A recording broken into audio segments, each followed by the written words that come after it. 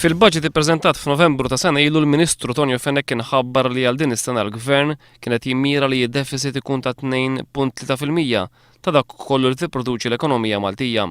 Fi kliem Tonio Fenech dan kellu jwassal sabiex Malta toħroġ mill-proċedura tal-Unjoni Ewropea għal deficit eċċessiv u jingħata sinjal importanti ta' serħan il-moħħ lil min irid jinvesti u joħloq ix-xogħol f'pajjiżna. Jirriżulta iżda li lanqas il-mira dwar id-deficit ma hija ser tintlaħaq. Tant li f'kummenti mal-ġurnal The Times, il-Ministru Tonio Fenech qal li sa tmiem din is-sena l-Gvern jista' ma jilħaqx il-mira tiegħu imħabbra fl-aħħar budget dwar id-deficit. Fl-aħħar budget il-Ministru Tonio Fenech kien qal li sa tmiem din is-sena id-deficit kellu jonqos b'50 miljun euro. Bil-kuntrarju iżda, fl-ewwel 7 xhur biss ta' din is-sena, id-deficit żdied b'95 miljun euro fuq l-istess perjodu ta' sena ilu, biex sa Lulju d-deficit kien ta' 333 miljun euro.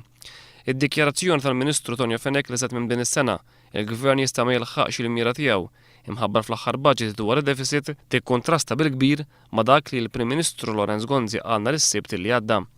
Fil-fatt bil-kontra ta' dak li stqarma The Times il-Ministru Tonio Fenech is-Sibt li għadda waqt żjara fil-qasam industrijali tal-Ħandaq, Lorenz Gonzi qal li l-Gvern kien se jilħaq il-mira tiegħu dwar id-deficit.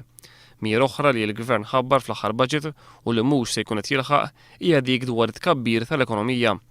Fil-budget f'Novembru li għadda, il-Ministru Tonio Fenech kien bassar li matul 2012 l-ekonomija kienet ser tikber bi 2.3%.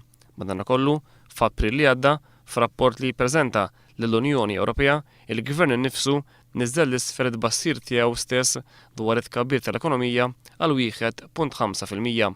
Min-naħa l-oħra, f'rapport ippubblikat fl-aħħar sigħat dwar l-ekonomija u l-finanzi ta' Malta, l-Aġenzija Internazzjonali ta' Kreditu Moody's qalet li din is-sena l-ekonomija ta' pajjiżna ser tikber biss b'0.5%.